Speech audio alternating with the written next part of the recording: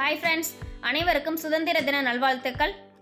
இன்றைக்கி மதிய லஞ்சுக்கு சுட சுட சாதம், கத்திரிக்காய் உருளைக்கிழங்கு போட்ட பருப்பு சாம்பார், பருப்பு ரசம், நல்லா கெட்டியான தயிர், மல்லித்தலை போட்டு வச்சுருக்கேங்க, பீட்ரூட் பொரியல், முட்டைக்கோஸ், சின்ன வெங்காயம், பச்சை மிளகாய், மல்லி, கருவேப்பிலை இதெல்லாம் போட்ட போண்டாங்க. இந்த ரெசிபி இந்த வாரம் ரிலீஸ் ஆகும். நீங்கள் பாருங்கள், பார்த்து வீட்டில் ட்ரை பண்ணி பாருங்கள். அப்பளம் இதெல்லாம் தாங்க இன்றைக்கி மதிய லஞ்சுக்கு. இது போல் லஞ்ச் ரெசிபிக்கு நம்ம சேனலை சப்ஸ்கிரைப் பண்ணிக்கோங்க. பக்கத்தில் இருக்க பெல் சிம்பிள் ஆல் கொடுத்துருங்க.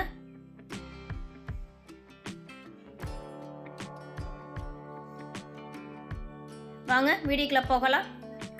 துவரம் பருப்பை நல்லா தண்ணியில் அலசிட்டு வேக வச்சுக்கலாங்க.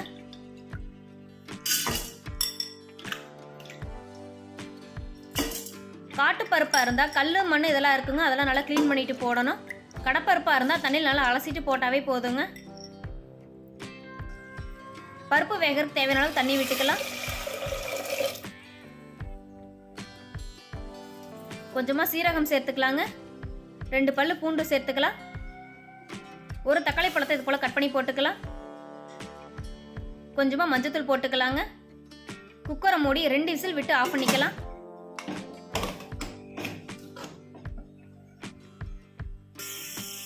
பருப்பு வேகிறதுக்குள்ள சாம்பாருக்கும் ரசத்துக்கும் புளி ஊற வச்சுக்கலாங்க.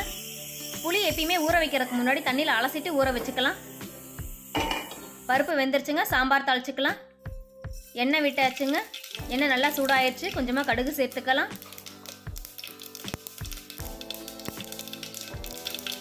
கடுகு நல்லா பொரிஞ்சிருச்சுங்க.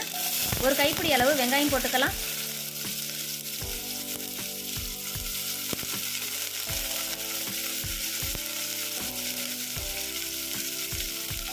வெங்காயம் நல்லா வதங்கிருச்சுங்க.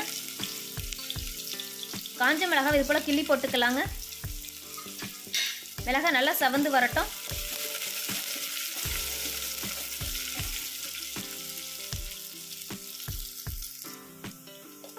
கொஞ்சமாக கருவேப்பிலை போட்டுக்கலாம்.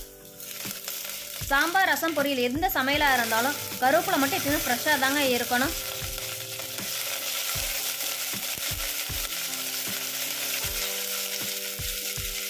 வெங்காயம், வரமிளகா, பச்சை கருவேப்பிலை நல்லா வதங்கிருச்சுங்க. 2 தக்காளி பழத்தை நல்லா பொடிசாக கட் பண்ணி போட்டுக்கலாம்.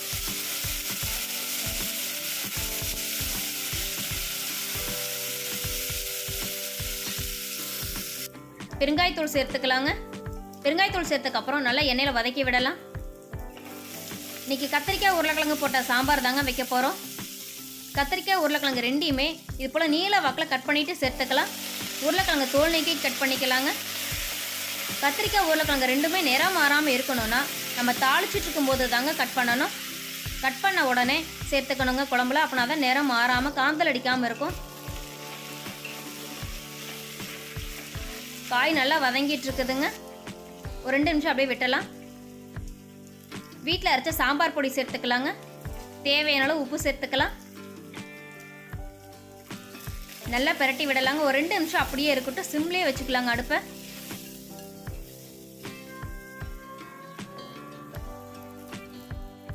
நம்ம வேக வச்ச பருப்பில் இருந்து ரசத்துக்கு கொஞ்சமாக எடுத்து வச்சிடலாங்க. ரசத்துக்கு எடுத்து வச்சுட்டு மீதியை நம்ம சாம்பாருக்கு சேர்த்துக்கலாம். பருப்பு ரசம் வைக்கிறதுக்கு கொஞ்சம் பருப்பு அதிகமாக இருந்தால் தாங்க நல்லாயிருக்கும். நம்ம நார்மலாக ரசம் வைக்கிறோம் அப்படிங்கிற மாதிரி இருந்தால் சும்மா கொஞ்சமாக பருப்பை தண்ணி விட்டாவோ இல்லை ஒரு அரை கரண்டி அளவு பருப்பு விட்டால் கூட போதுங்க. ஆனால் பருப்பு ரசம் வைக்கிறோம் அப்படின்னா பருப்பு கொஞ்சம் நிறைய இருந்தால் தாங்க நல்லாயிருக்கும்.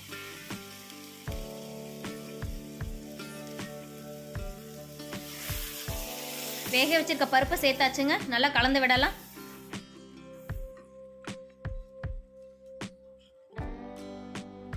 நல்லா கெட்டியான புளித்தண்ணி சேர்த்துக்கலாங்க. புளித்தண்ணி சேர்த்ததுக்கு அப்புறம் ரொம்ப திக்கா இருக்க மாதிரி இருந்தா கொஞ்சமா தண்ணி விட்டுக்கலாம். சாம்பார் ரொம்ப தண்ணியாட்டு இருந்தா நல்லா இருக்காதுங்க. தேவையான அளவு மட்டும் கொஞ்சமா மட்டும் தண்ணி விட்டுக்கலாம். நல்லா கலந்து விடலாங்க. கலந்து விட்டுட்டு உப்பு காரம் சரியாக இருக்கான்னு செக் பண்ணி பார்க்கலாம். சாம்பார் கொதி வரட்டும். சாம்பார் கொதிக்க ஆரம்பிச்சிருச்சுங்க. இப்போ நம்ம பொரியல் தாளிச்சிக்கலாம். பாத்திரம் நல்லா சூடாயிருச்சுங்க. ஒரு குழிக்கரண்டி அளவு எண்ணெய் விட்டுக்கலாம். எண்ணெய் நல்லா சூடாயிருச்சுங்க. கொஞ்சமாக கடுகு உளுந்த பருப்பு சேர்த்துக்கலாம். கடுகு உளுந்து பருப்பு நல்லா வெடிக்கட்டும்.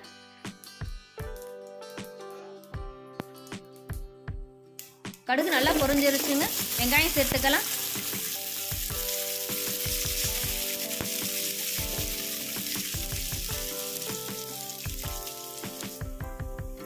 கொஞ்சமா கருவேப்பிலை சேர்த்துக்கலாங்க.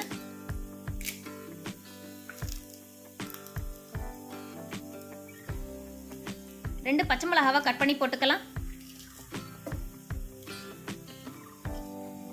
வெங்காயம் பச்சை மிளகால நல்லா வதக்கி விடலாங்க. வதங்கட்டும்.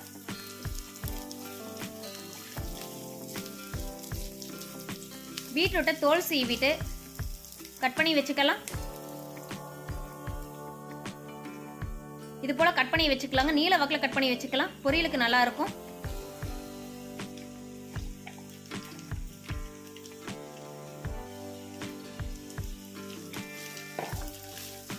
நல்லா எண்ணெயிலே வதக்கி விடலாங்க. ஒரு 2 நிமிஷம் நல்லா எண்ணெயிலே வதங்கட்டும்.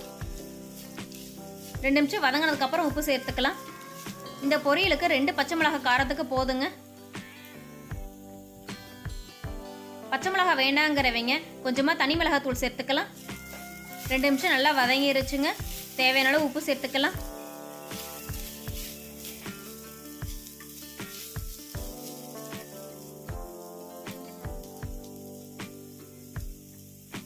சாம்பார் நல்லா கொதி வந்துச்சுங்க. அவ்வளோதான், ரெடி ஆயிடுச்சு. கொஞ்சமா மல்லித்தலை தூவி இறக்கிடலாம்.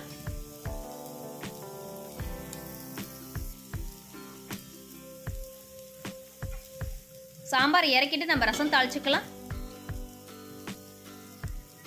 கொஞ்சமா எண்ணெய் விட்டுக்கலாங்க. எண்ணெய் நல்லா சூடாகி இருக்கு. கொஞ்சமா கடுகு உளுந்து பருப்பு சேர்த்துக்கலாம். கடுகு உளுந்து பருப்பு நல்லா வெடிக்கட்டும்.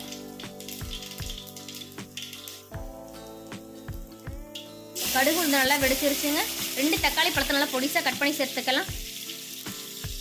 தக்காளி பழத்தை கரைச்சி சேர்க்க வேண்டாங்க. அது தக்காளி ரசத்துக்கு தான் நல்லா இருக்கும். பருப்பு ரசம் வைக்கிற மாதிரி இருந்தா தக்காளி பழத்தை இது போல கட் பண்ணி சேர்த்து வதக்கி விடலாம். தக்காளி நல்லா வதங்கி இருக்குங்க. கொஞ்சமா கருவேப்பிலை சேர்த்துக்கலாம்.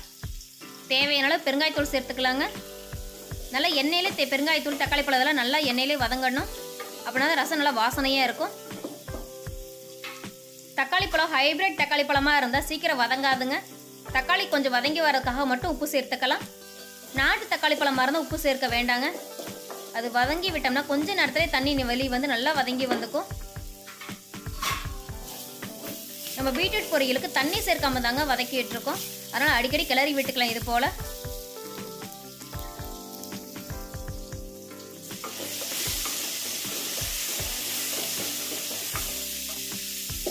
தக்காளி நல்லா வதங்கிருச்சுங்க. சீரகம், மிளகு, பச்சை மிளகாய், பூண்டு, கொஞ்சமாக கருவேப்பிலை இதெல்லாம் சேர்த்து அரைச்சி வச்சிருக்கிறத சேர்த்துக்கலாம். நல்லா எண்ணெயிலே வதக்கி விடலாங்க. அப்படின்னா தான் நல்லா வாசனையாக இருக்கும். புளி நம்ம ஊற வைக்கும் போதே சாம்பார் ரசம் 2 சேர்த்து தாங்க ஊற வச்சுருக்கோம். சாம்பாருக்கு நல்லா கெட்டியை எடுத்து வச்சது போக பேலன்ஸ் இருக்க புளியை தண்ணீர் நல்லா கரைச்சி வச்சுக்கலாம்.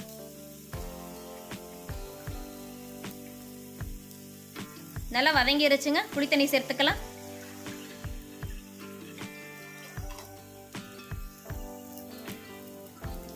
தேவையான அளவு உப்பு சேர்த்துக்கலாங்க. கொஞ்சமாக மஞ்சத்தூள் சேர்த்துக்கலாம். ரசம் கொதிக்க ஆரம்பிக்கட்டுங்க.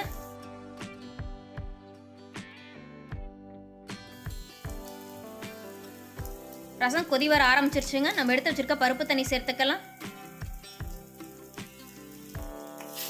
அவ்வளோதாங்க, பொரியல் ரெடி ஆயிடுச்சு. நம்ம தண்ணி விடாம பீட்ரூட் வதக்கியிருக்காங்க. அவ்வளோதாங்க, ரசம் ரெடி ஆயிருச்சு. நம்ம வீட்டில் செய்கிற சாப்பாடு எல்லாமே நம்ம தோட்டத்தில் விளைஞ்ச அரிசிங்க. நம்ம தோட்டத்திலே வயலோட்டி அதுலேருந்து வந்த அரிசியிலேருந்து தாங்க சாப்பாடு செய்வோம். நம்ம தோட்டத்தில் விளைஞ்ச அரிசிங்கிறனால கல்குரணை மட்டும்தாங்க நெக்கிக்குவோம். பாலிஷ் பண்ண மாட்டோம். மருந்து எதுவுமே அடிக்காமல் செய்கிற சாப்பாடுங்க. சத்து அதிகமாக இருக்கும். இன்னைக்கு மதிய லஞ்சுக்கு சாப்பாடு உருளைக்கிழங்கு கத்திரிக்காய் போட்ட சாம்பார், பருப்பு ரசம், நல்லா கெட்டியான தயிரில் மல்லித்தலை கருவேப்பிலை போட்டு வச்சிட்டிங்கன்னா நல்லா வாசனையாக இருக்குங்க. பீட்ரூட் பொரியல், முட்டைக்கோஸ், சின்ன வெங்காயம், கருவேப்பிலை, மல்லி இதெல்லாம் போட்ட போண்டா, அப்பளம் இதெல்லாம் தாங்க இன்னைக்கு லஞ்சுக்கு. இது மாதிரியான லஞ்ச் ரெசிபிக்கு நம்ம சேனலை சப்ஸ்கிரைப் பண்ணிக்கோங்க. பக்கத்தில் இருக்க பெல் சிம்பிளில் ஆல் கொடுத்துருங்க. நம்ம வீடியோ பிடிச்சிருந்தா உங்கள் ஃப்ரெண்ட்ஸுக்கு ஷேர் பண்ணிடுங்க.